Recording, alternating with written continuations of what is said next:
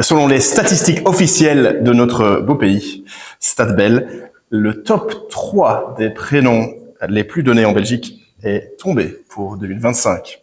On a une tendance actuelle pour des noms courts et classiques. Chez les filles, Olivia, Emma et Louise complètent le top 3. Et chez les garçons, Noah, Arthur et Jules. Vous en connaissez probablement. Eh bien, les prénoms, c'est important, n'est-ce pas? Le prénom pour désigner une personne et pour potentiellement avoir une relation avec quelqu'un. Pas possible d'avoir une relation, il me semble, sans connaître le prénom de notre vis-à-vis. Il me semble qu'aussi que certains prénoms évoquent de l'affection. Vous connaissez certains prénoms et ça vous amène tout de suite de l'affection parce que vous avez un être cher. Dans la Bible, certainement dans les premiers livres de la Bible, à l'époque de l'Ancien Testament, le prénom de quelqu'un connote souvent une signification particulière. Pensez au prénom comme Abraham, qui signifie père d'une multitude. C'est ce qu'il est vraiment devenu. Isaac signifie celui qui rigole, qui rit, parce que c'était tellement incroyable, la rigolade, que Dieu ait donné naissance ou fasse amener la vie à quelqu'un comme Isaac. Moïse signifie retirer de l'eau, et ainsi de suite, et ainsi de suite. Je ne sais pas si vous connaissez votre propre prénom et la signification de votre propre prénom, comme on les retrouve sur ces accessoires, ces tasses peut-être qu'on achète dans les aires d'autoroute avec tous les prénoms. Thomas, Tom signifie jumeau. Zacharie signifie Dieu s'est souvenu. Et vous pourrez faire la recherche tout à l'heure de votre prénom si vous ne le savez pas déjà. C'est vrai qu'à l'époque, nos prénoms, à notre époque plutôt, nos prénoms à nous ne sont pas toujours liés à une signification particulière. On nous les a donnés, peut-être un prénom, plusieurs prénoms, basés sur une appréciation familiale ou un lien familial, tout simplement. Ce matin, nous allons revoir ensemble le nom que Dieu nous donne de lui-même.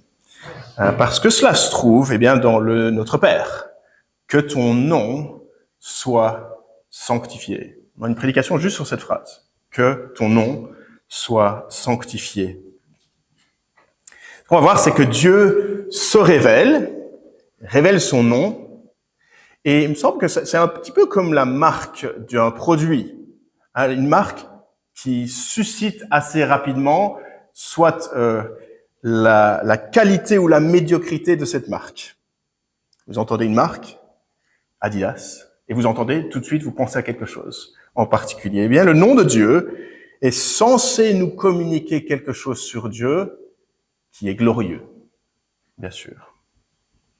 Et dès le début de la Bible, on voit que Dieu se révèle pas de manière impersonnelle comme une force, mais comme un Dieu qui se fait connaître, comme on peut être en relation avec lui.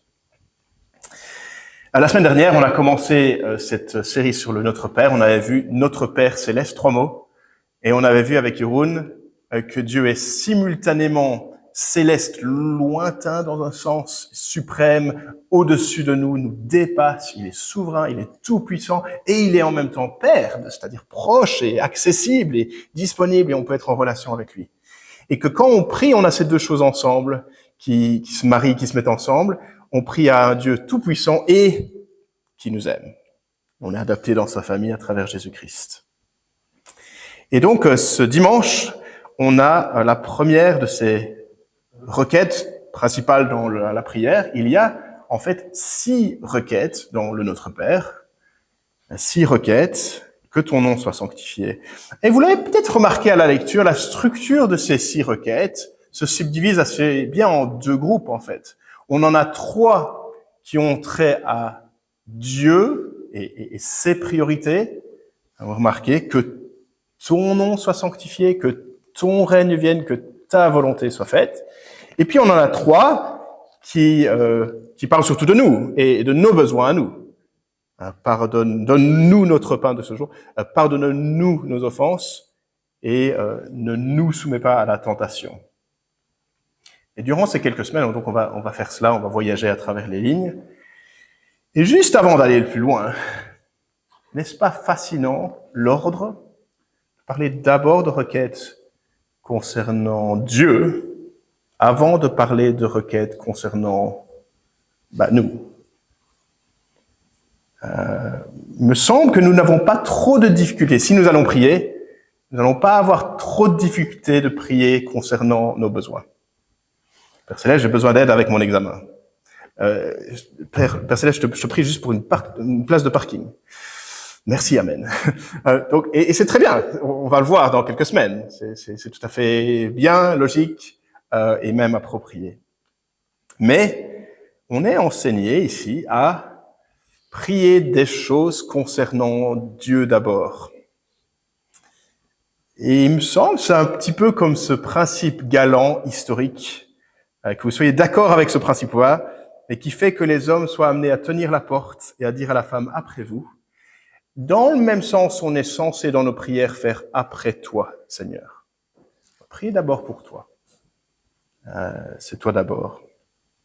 Voici comment l'explique un auteur, je vais citer cela. Lorsque nous commençons à comprendre que l'entreprise familiale de notre Père Céleste consiste en la rédemption et la rénovation complète de ce monde, destiné à devenir un héritage que nous partagerons avec le Christ dans la gloire à jamais, nous serons moins obsédés par nos propres petits projets personnels et davantage enthousiastes à propos de sa renommée, de son règne et de sa volonté. C'est utile, n'est-ce pas? Donc le but de la prière, c'est pas simplement de donner accès à Dieu pour lui demander « j'ai besoin de soutien aujourd'hui », bien que ce soit là, mais avant cela même, c'est de prier des requêtes qui concernent Dieu, sa renommée, son règne et sa volonté d'abord. Non pas parce que Dieu a des besoins au sens strict, dans le sens qu'il dépendent de nous.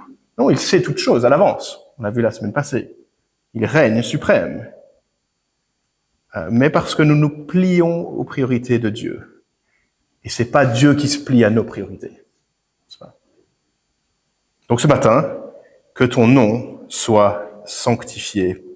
Peut-être que vous avez une autre traduction, donc dans notre texte, c'est un petit peu différent. Que la sainteté de ton nom soit respectée. Dans d'autres traductions, que tu sois reconnu pour Dieu, que ton nom soit reconnu comme sacré.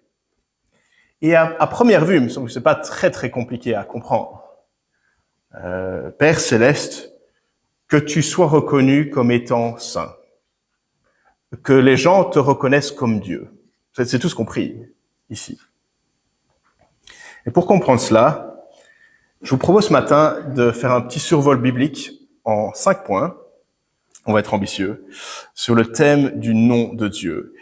Pourquoi? Pour nous motiver en fait à avoir compris qu'on doit prier cette prière, à dire à Dieu, toi d'abord, après toi. On va prier pour cette chose qui est importante pour toi. Donc, j'espère que vous êtes venus avec une motivation ce matin pour bien bosser ensemble. On va faire cela et on va commencer avec notre premier point qui se trouve sur la feuille. Dieu révèle son nom, Exode 3, 13 à 17. Exode 3, 13 à 17. Dieu révèle son nom. Eh bien, si on veut connaître Dieu, peut-être vous pouvez regarder cela ensemble avec moi. Et ça se trouve à la page 379. 379. Voilà. Si on veut connaître Dieu et son nom, il y a dans la Bible un seul épisode, ou un épisode incontournable vers lequel il faut se tourner. C'est l'épisode de Moïse, qu'on a lu avec le buisson ardent. Et Moïse a dû fuir l'Égypte et laisser de côté ou là derrière le reste de son peuple, Israël, subir l'esclavage. Et Moïse se pose dans le désert, et dans le chapitre 3 du livre de l'Exode, Moïse ne connaît pas encore le nom de Dieu, dans un sens plus profond que cela. Il connaît certaines choses sur Dieu, il connaît qu'il est le Créateur, il sait que Dieu est celui de ses promesses faites à ses ancêtres, Abraham, Isaac et Jacob. Et Dieu lui parle au chapitre 3, il dit ceci. « Retourne en Égypte et va trouver les Israélites pour leur dire que moi, l'Éternel, le Dieu de vos ancêtres, je vais agir pour les sortir de l'esclavage. » Et Moïse dit, d'accord, verset 13, il dit, d'accord. J'irai leur dire que le Dieu de mes ancêtres m'est apparu, Mais s'ils me demandent quel est son nom, qu'est-ce que je dois leur dire?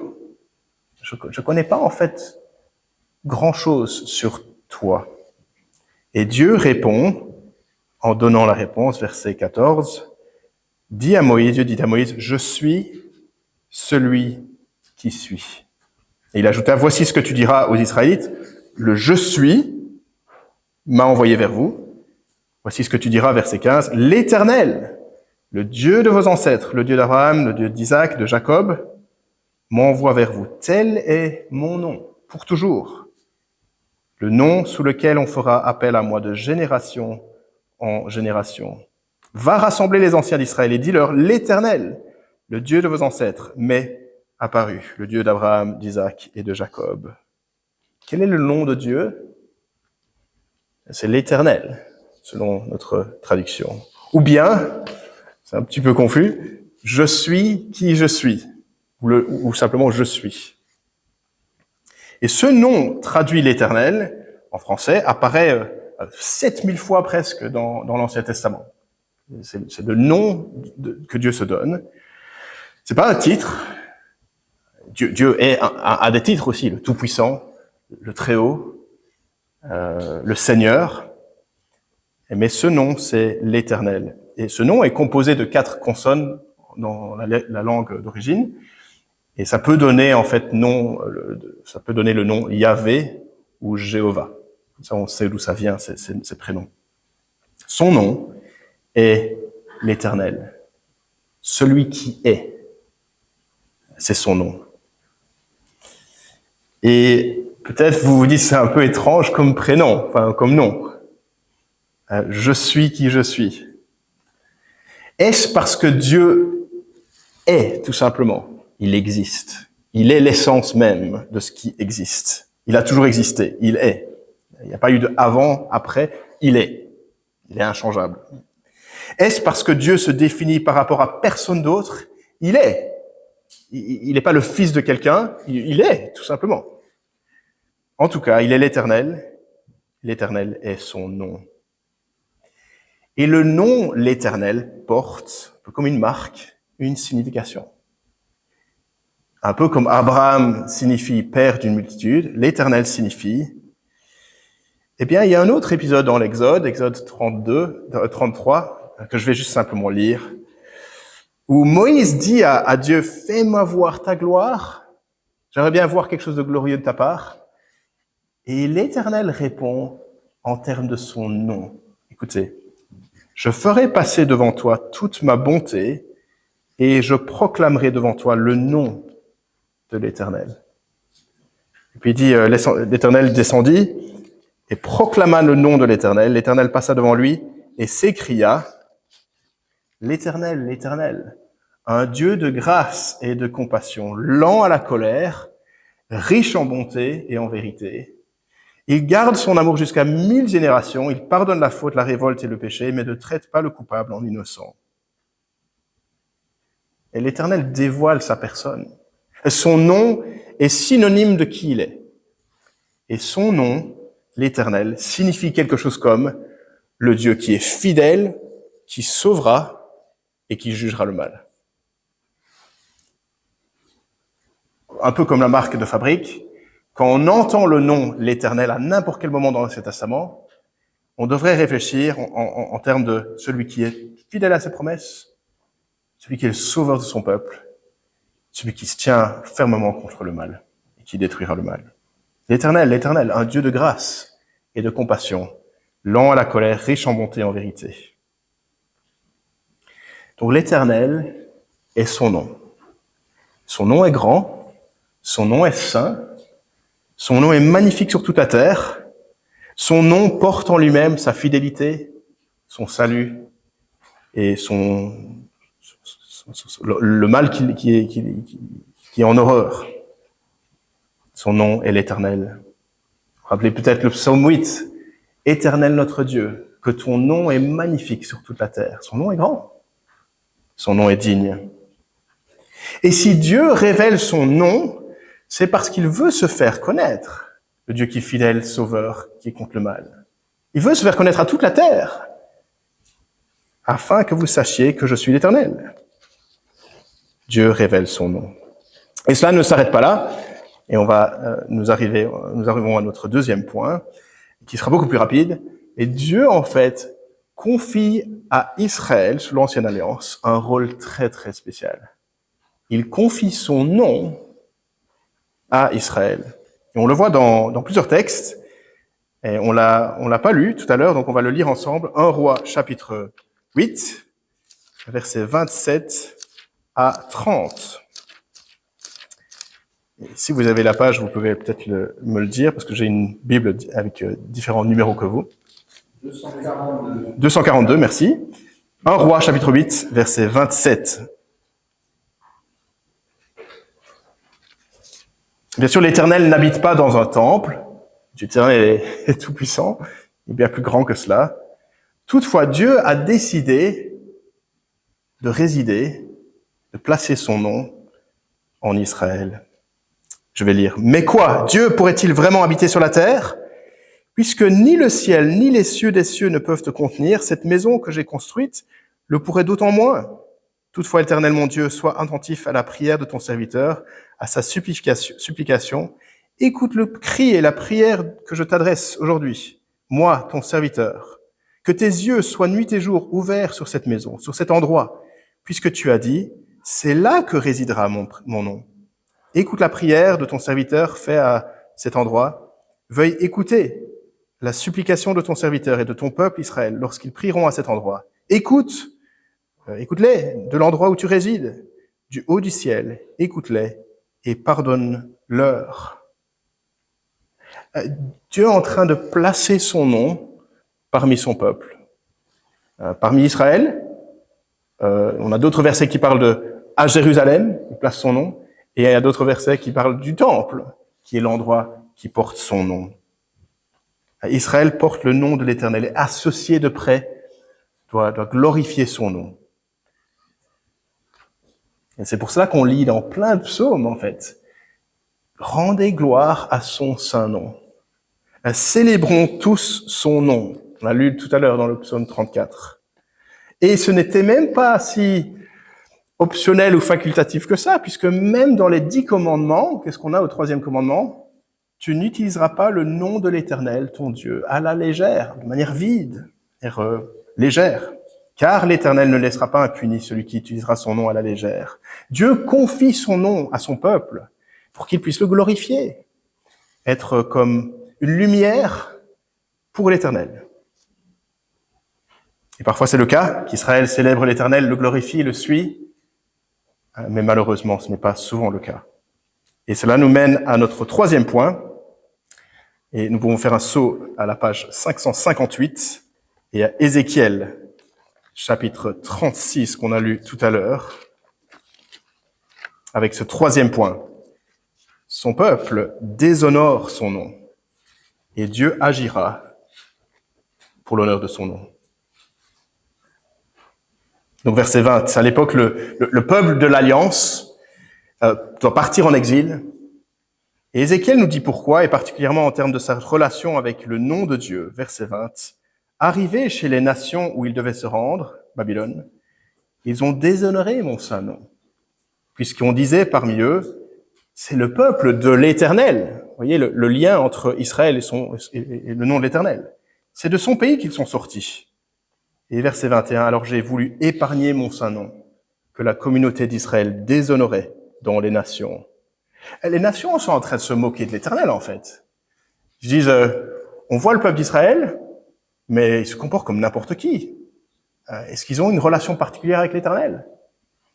Ils déshonorent l'Éternel avec leur bouche, avec leur comportement. Et Dieu agira. Dieu agira parce que Dieu se soucie en fait de la manière dont son nom est connu ou reconnu. Sa renommée lui est importante. Son nom, quelque part, reflète qui il est. Est-ce égoïste de la part de Dieu de pouvoir préserver sa renommée? Non, c'est juste tout à fait approprié. Son nom signifie qu'il est fidèle, qu'il sauve, qu'il a le mal en horreur, qu'il prend cela au sérieux. Et il veut préserver cela. Et il me semble que même parmi nous, êtres humains que nous sommes, il est approprié de donner la juste reconnaissance à la personne qui en est digne. N'est-ce pas? C'est souvent le cas. Un grand artiste, un chercheur qui trouve la cure d'une maladie quelconque, il est bon de reconnaître cet exploit. Et donc il est approprié de reconnaître l'Éternel, le Dieu qui crée, le Dieu qui est fidèle, qui sauve et qui jugera. Dieu mérite d'être reconnu simplement parce qu'il est Dieu, qu'il est l'Éternel. Et à l'inverse, il me semble aussi que prendre la gloire qui revient à un autre n'est pas du tout approprié, même parmi nous, êtres humains que nous sommes. Si quelqu'un triche à l'examen et a copié sur le voisin, il est félicité pour avoir une grande distinction, mais c'est pas vraiment le cas. C'est mauvais. C'est scandaleux.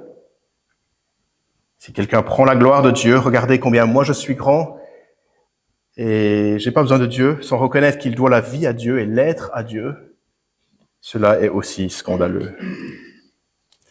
Et c'est ce qu'Israël a fait sous l'Ancienne Alliance. Dieu est saint, son nom est saint, et pourtant, ils ont déshonoré mon saint nom. Et Dieu va agir pour rétablir la renommée de son saint nom. Et Dieu promet de le faire, on voit ça dans les prophètes, à travers un Messie. On a étudié Ésaïe récemment, on a vu les prophéties concernant le Messie.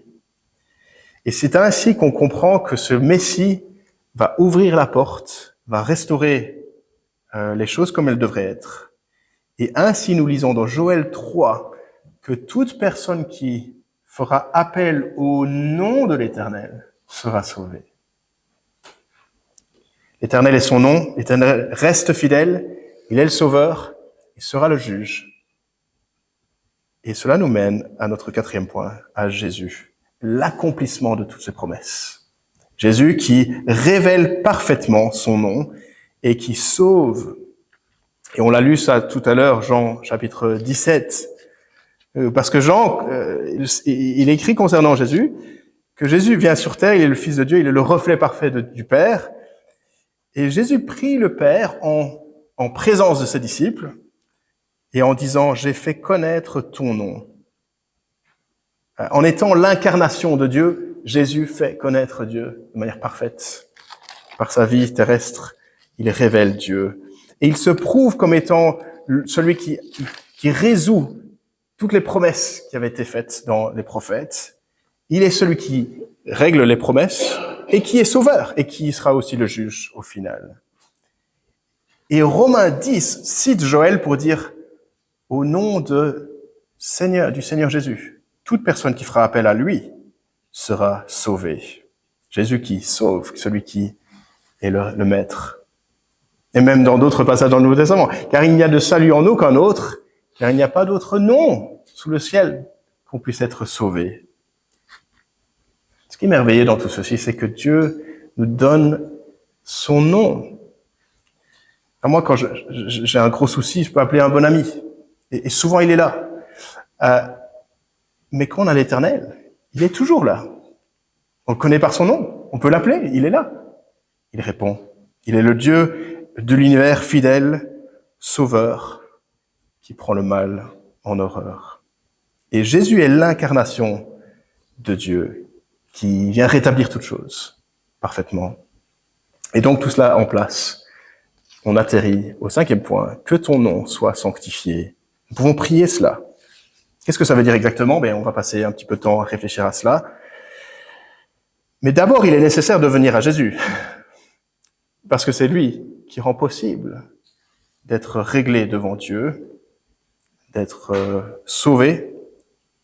Il n'y a sous le ciel aucun autre nom par lequel on puisse être sauvé.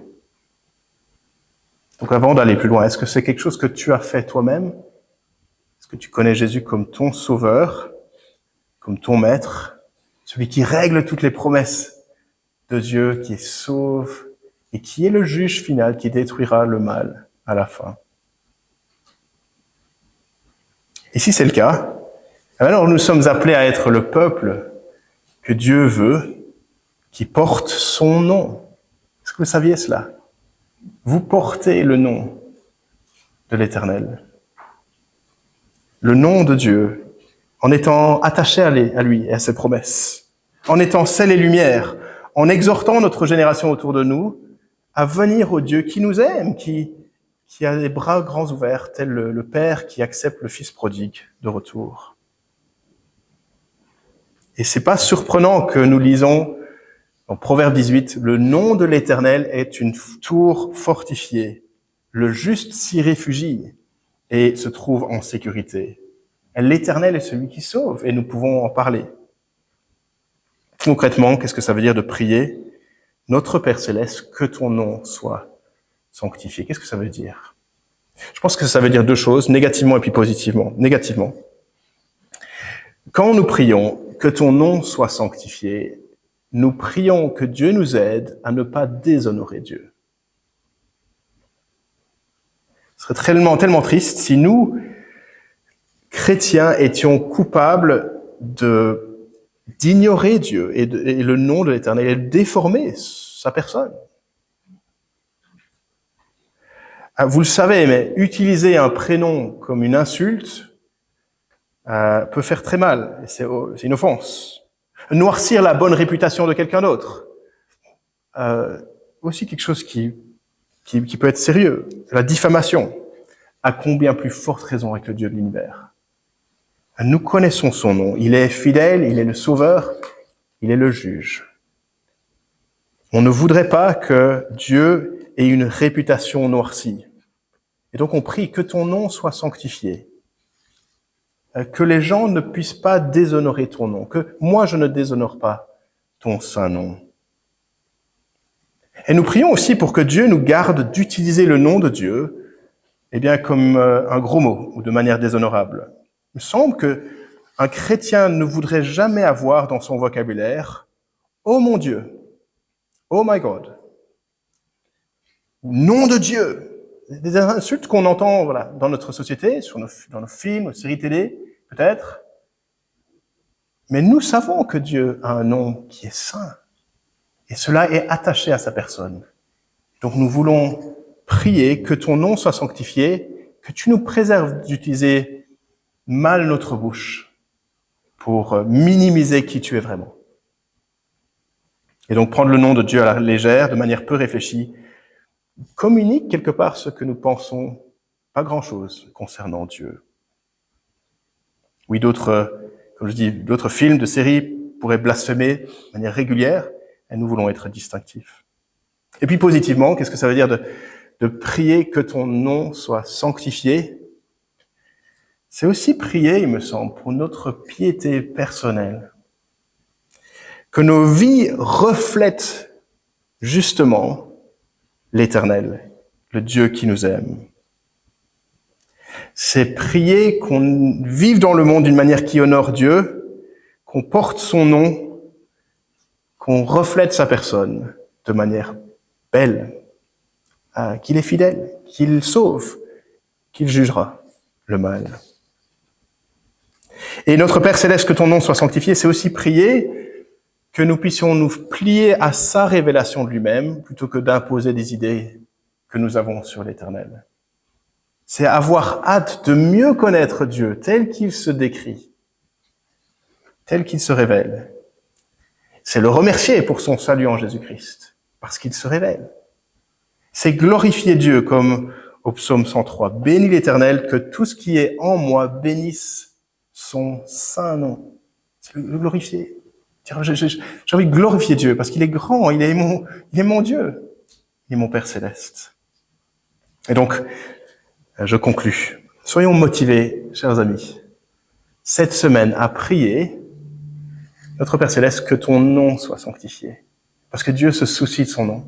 Il a un nom saint, il a un nom grand, il est merveilleux, il est fidèle, il est le sauveur, il est le juge de tout homme. Son peuple l'a déshonoré, mais Dieu agira pour son nom. Et en Jésus, nous avons celui qui fait connaître Dieu parfaitement et qui sauve. Et donc nous prions parce qu'il est digne. L'Éternel est un Dieu de grâce et de compassion. Il est lent à la colère, il est riche en bonté et en vérité. Il garde son amour jusqu'à 1000 générations, il pardonne la faute, la révolte et le péché, et il ne traite pas le coupable en innocent. Prions. Notre Père Céleste, on veut prier ce matin que ton nom soit sanctifié. Que nous puissions reconnaître dans chaque moment de cette semaine à quel point ton nom est grand, ton nom est saint. Tu es digne, tu es fidèle. Tu as gardé tes promesses. Tu as envoyé Jésus dans le monde pour régler toutes choses. Merci parce que nous sommes venus à lui, ton Sauveur, notre Sauveur, ton Fils. Et nous te prions que nous puissions t'honorer par nos bouches, par nos vies tout entières, que tu puisses nous garder de nous déshonorer ton nom. Garde-nous de minimiser qui tu es vraiment. Et nous te demandons pardon là où nous l'avons fait. Donne-nous de vivre d'une manière qui honore ton saint nom, de pouvoir glorifier ton saint nom, pouvoir te remercier à tout moment et à te donner tout ce qui est dû à ton saint nom, l'Éternel, le Dieu qui est fidèle, qui sauve, qui jugera le mal. Au nom puissant de Jésus-Christ, notre Sauveur, nous te prions. Amen.